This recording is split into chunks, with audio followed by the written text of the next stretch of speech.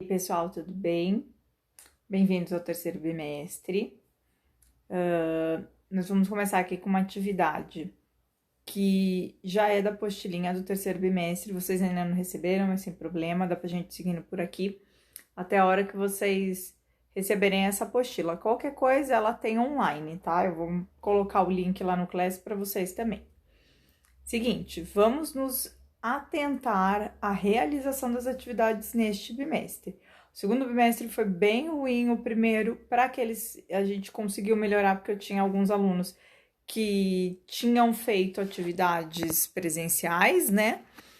E se não realizar o mínimo de atividade com todos os professores, a gente não tem nem como ajudá-los lá no final do ano, né? Então agora falta só metade, terceiro e quarto bimestre. Aqueles que tiverem com dificuldade, eu não consigo acessar, não consigo ver o vídeo, entre em contato que a gente vai dar um jeito para que vocês consigam fazer e realizar essas atividades, tá bom? Então vamos lá, a gente vai começar a falar um pouco sobre saúde. Quais são as condições de saúde de uma população? Então, quando a gente vai falar primeiro aqui, deixa eu só me trocar de lado. A gente precisa entender um pouco sobre políticas públicas, tá?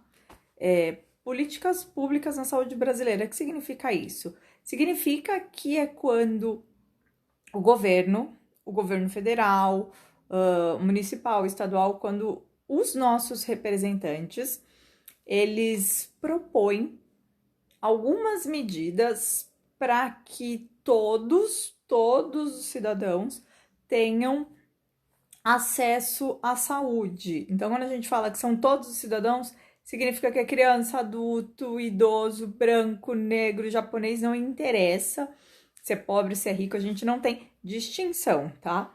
Então, quando a gente fala dessas políticas públicas, como é que vai acontecer? É feito como se fosse um combinado, tá? Entre o governo, a sociedade civil. Quem é a sociedade civil? A sociedade civil somos nós, são aqueles que não estão no governo. Então, a sociedade civil, mais a parte do governo, mais algumas empresas, a gente vai ter, assim, várias pessoas conversando e verificando qual é ou que aquele grupo precisa, aquele bairro, aquele estado. Então, a gente vai ver que quando a gente fala de saúde, as condições de saúde de cada região é diferente uma da outra, tá? Então, as condições de saúde ou o que se precisa no interior do Amazonas não significa que seja a mesma coisa para cá. Por quê? Porque lá a gente vai ter doenças diferentes, pessoas que têm uma vida diferente da população daqui de Itupeva, tá? Então, por isso que as pessoas elas se reúnem para fazer esse tipo de política, tá? A política pública, então, ela é um combinado, a gente vai falar que são combinados de ações ou programas que vão melhorar a capacidade de se resolver alguma coisa. Então, se a gente está falando da saúde, quer dizer que é uma ação, é um combinado de ações onde visa melhorar a saúde de toda a população sem ter distinção de nada, tá? No Brasil, ele foi criado, o plano de ação que a gente usa no Brasil é o Sistema Único de Saúde, que a gente conhece pelo SUS, tá? Esse SUS, ele é gratuito e ele é integral. O que significa integral? Significa que a pessoa ela pode ter atendimento, um simples atendimento do tipo uma dor de cabeça, até um atendimento mais complexo, que é uma transfusão, sabe? Ou uma doação de órgãos, assim, alguma coisa desse tipo. Então, desde os mais simples até o mais complexo. E o bacana que a gente fala que é do SUS, é que o SUS, ele é gratuito. Então, não são todos os países do mundo que têm acesso a esse direito à saúde de uma forma gratuita. Quando a gente fala dos Estados Unidos, lá, para você ter acesso à saúde, você precisa pagar, não é gratuito. Quando a gente fala da Itália, também. Itália, Portugal, então, existe alguns países no mundo que ela é gratuita. que podem funcionar bem e existe outras que pagam. No Brasil, ela é gratuita também, tem algumas deficiências, igual vocês vão ver aqui. Apesar de problemas, SUS é referência em saúde pública, dizem especialistas. O Brasil ele é um país muito grande, né? Então ele não vai funcionar exatamente igual em todas as regiões. Tem lugar que o SUS ele funciona melhor, tem outros que ele vai ter uma problemática maior pela quantidade de pessoas. Só me troquei de lugar, tá? Pela população, pela quantidade de médicos que querem ir até tal lugar, enfim, né? Mas ele é importantíssimo e a gente precisa realmente defender esse sistema gratuito de saúde. Então, ele é um dos maiores e mais complexos sistemas de saúde do mundo, que abrange, como eu falei para vocês, desde uma coisa simples até um transplante, que aqui é um transplante de órgãos, tá? Que a gente pode falar. Ele é universal, gratuito e universal para todas as pessoas, sem distinção. Não interessa se você é jovem, se você é idoso, se você é rico ou se você é pobre, todos têm direito a ter esse atendimento à saúde. Aqui tá colocando só para vocês verificarem que ele existe no Brasil inteiro. Quando a gente fala Sistema Único de Saúde, o SUS ele é brasileiro. Então ele tem a integralidade, a equidade e a universalização, que são as bases da proposta dele, tá? Significa que ele é de atendimento integral e ele é para todos, que a gente precisa saber. Só que quando a gente vai falar para promover essas ações, lembra que eu falei para vocês no início que as políticas públicas, elas são ações que visam melhorar alguma coisa para a população. Então, se a gente fala dessas ações de saúde, o que eu preciso? Então, eu preciso ver como é aquele lugar, como é aquela sociedade, o que eles precisam, o que eles têm, o que eles não têm. Então, eles sempre vão fazer essa análise. Essa análise a gente chama de indicadores. Esses indicadores, eles vão melhorar como o Sistema Único vai funcionar. Então, se a gente tiver que falar, na região sudeste, que é onde a gente mora, a gente tem um alto índice de dengue nessa região. Então, quer dizer que o nosso Sistema Único de Saúde, ele vai trabalhar intensificando as campanhas contra a dengue. Aí, quando a gente fala de uma região norte do país, não quer dizer que eles não tenham dengue, tem, mas eles vão ter outras doenças. Então, eu vou ter calazar, leishmaniose, né?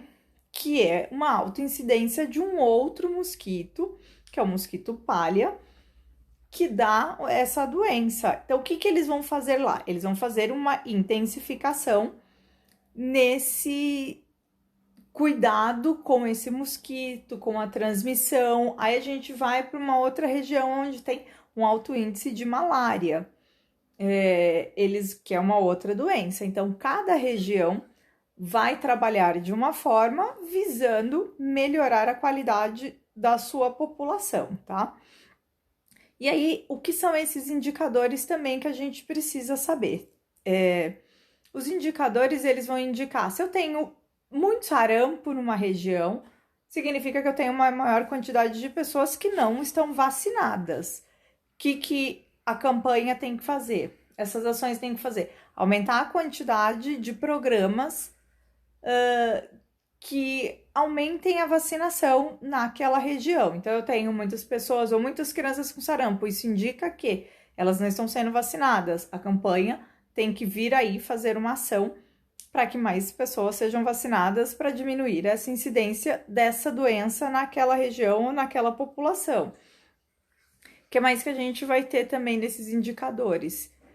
A taxa de mortalidade infantil. Mortalidade é a quantidade de crianças que morrem em uma região por um certo tempo. Então, vamos supor que nasceram 100 crianças em Itupeva. Dessas 100 crianças, 10 morreram. Aí a gente vai ter que analisar por que esse número tão alto de crianças morreram até os 3 anos de idade. Elas morreram por Desnutrição, elas morreram porque nasceram com zika, elas morreram, então assim, ali vai ter esse indicativo, a gente precisa descobrir por que tem tanta criança morrendo até certa idade em uma região e na outra não. Verificando esse indicativo, consegue buscar uma melhor forma para tratar aquele local, tá? Cobertura de saneamento básico. O que é o saneamento básico? No que ele consiste? Limpeza de ruas, quando a gente fala, tem um gari na rua, vou jogar o lixo no chão porque ele vai limpar. Não, ele não vai limpar o seu lixo, porque aí, se você jogou lixo na rua, significa que você é porquinho. O que ele vai fazer de limpeza? Quando a gente fala que cai essa limpeza, cai folhas na rua o tempo todo, enche de pó. Então, o que ele vai fazer? Ele vai tirar essa sujeira que aconteceu de uma forma natural, sem ter nossa interferência.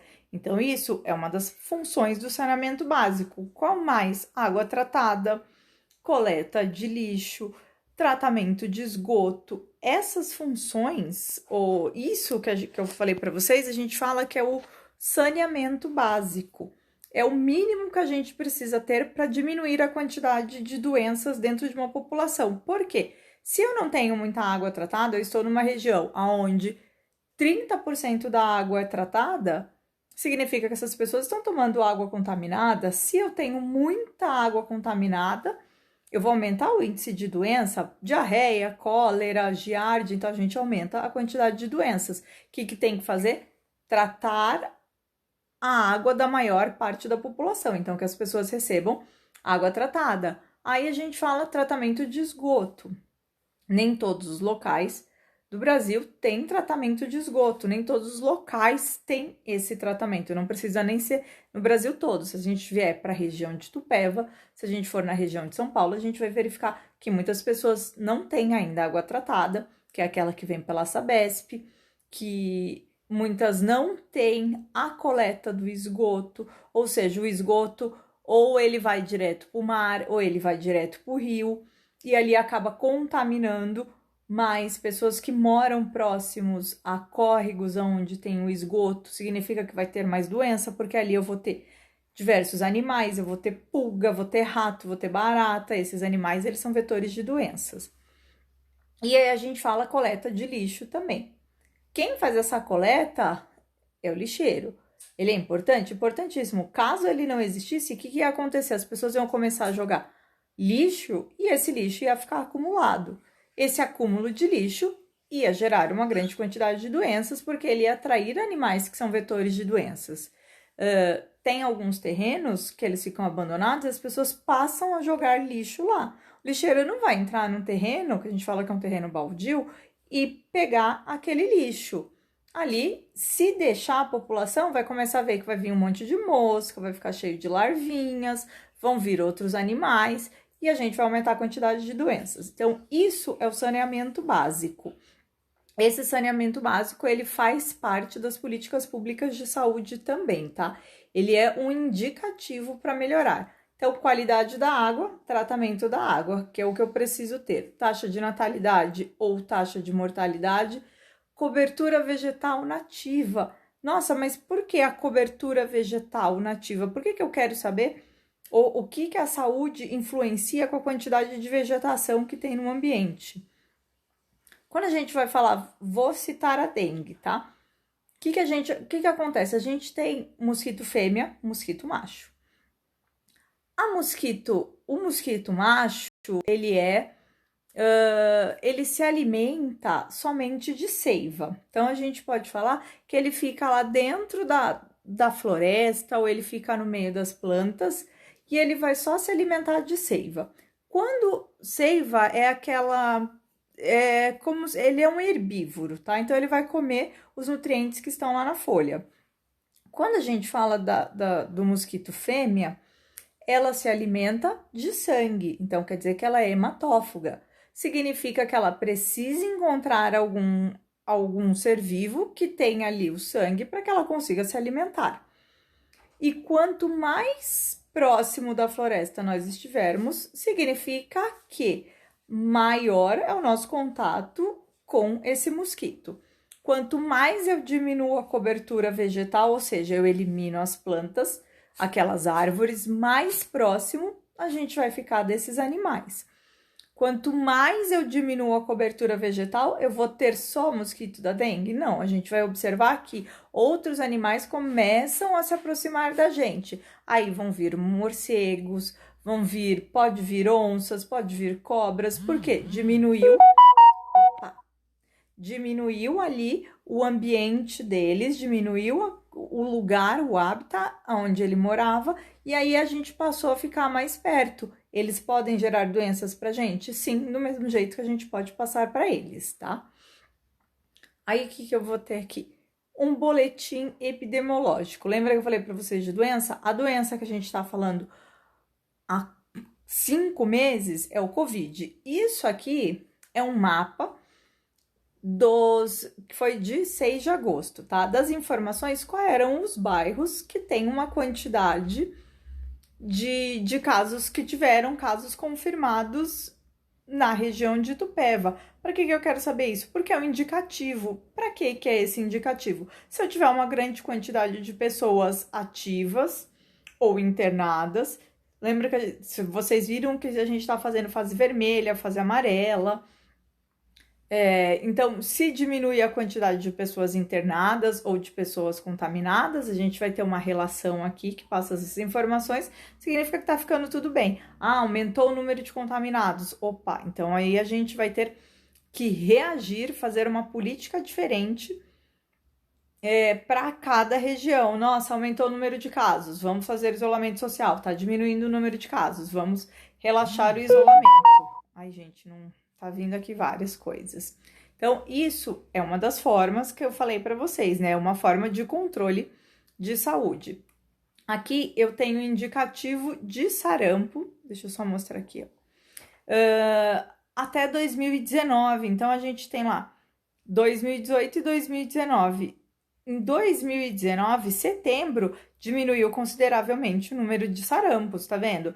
No mês de setembro de 2018, eu tive 567 casos. Já no mês de setembro de 2019, eu tive 37 casos. O que significa isso? Significa que quando o governo verificou que em uma certa região ou que no país os casos estavam muito altos, o que ele fez? Uma campanha para chamar as pessoas para ser vacinadas. Porque eu preciso ter essa imunização para diminuir a incidência de sarampo. Funcionou? Opa, já viu ali que funcionou esse processo, essa campanha deu certo. O que eles vão fazer no próximo ano? Melhorar a campanha até tentar reduzir casos a zero, que aí a gente vai falar que é uma doença erradicada. Depois de tantos anos sem nenhum caso, a gente diz que essa doença não existe mais no país, aí isso é erradicado. Aqui, coloquei para vocês calendário, vacinação, a gente estava falando de vacinação.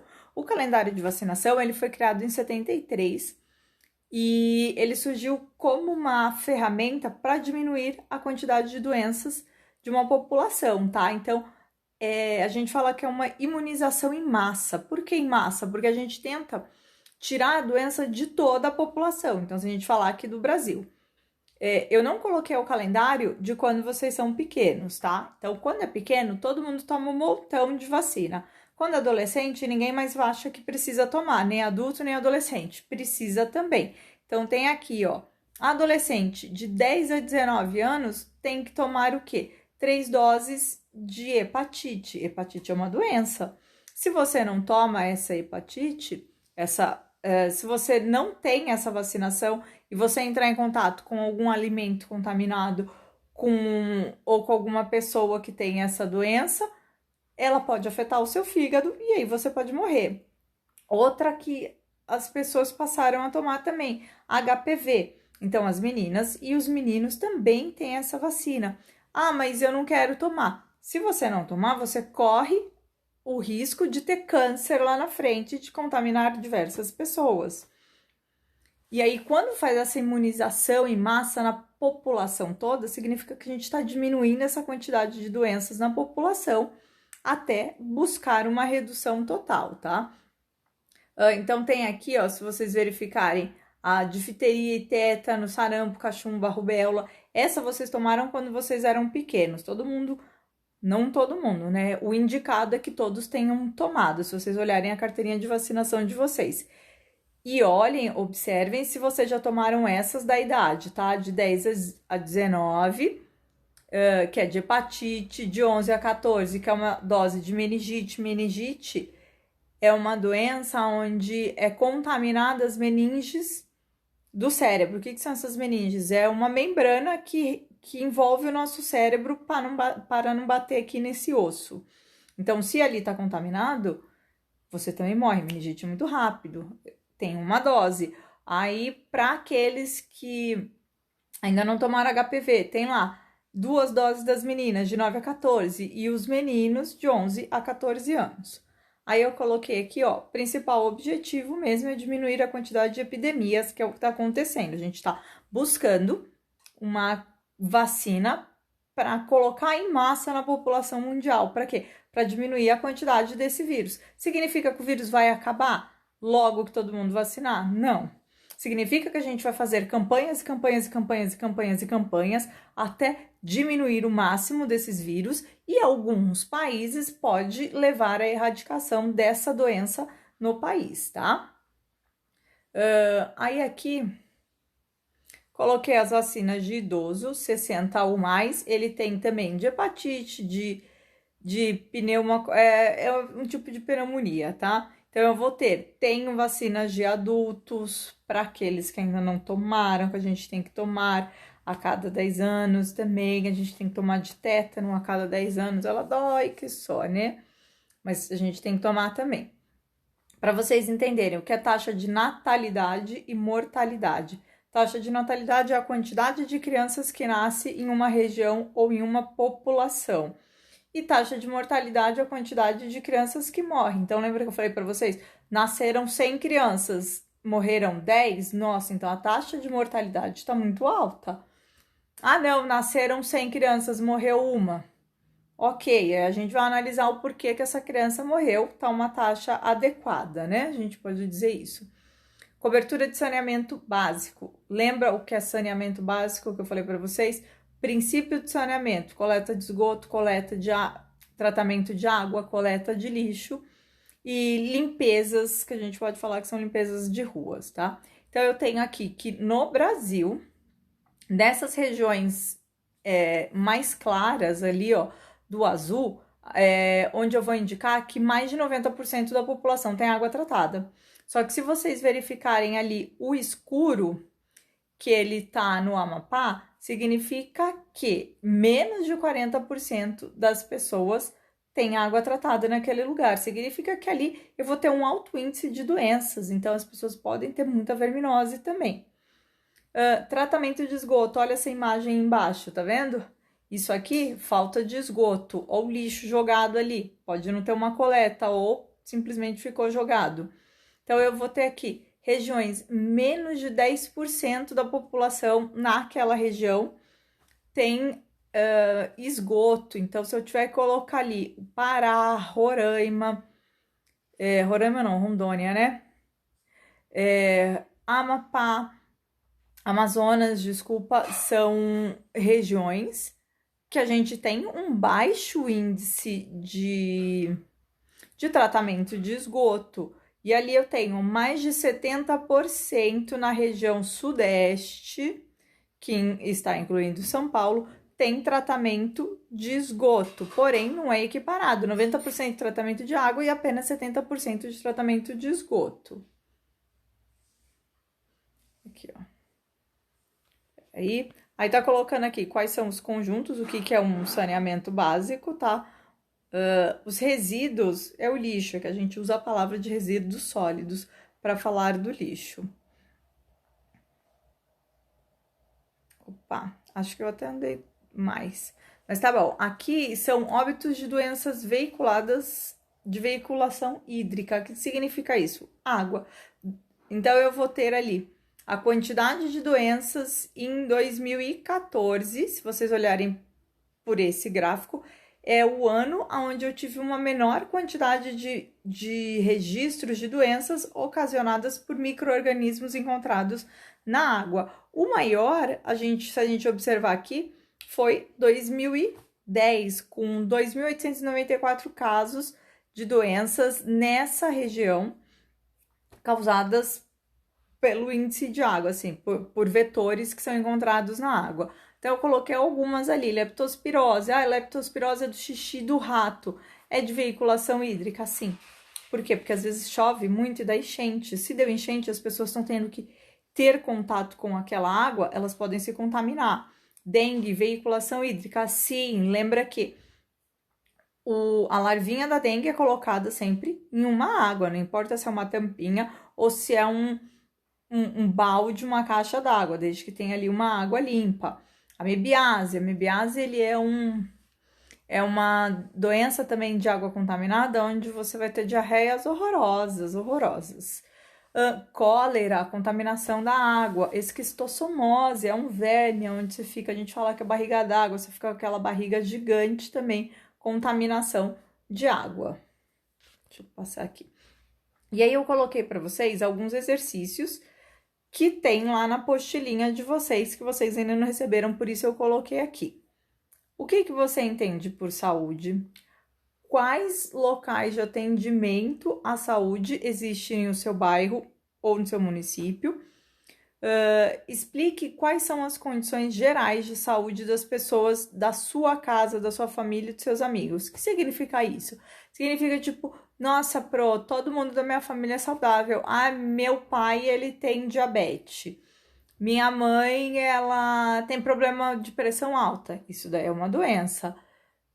Então, aí vocês podem indicar. Ah, não, tá todo mundo de boa. Não conheço... Na minha família não tem ninguém, mas eu tenho um amigo que ele tem, sei lá, verminose. Então, aí vocês podem colocar.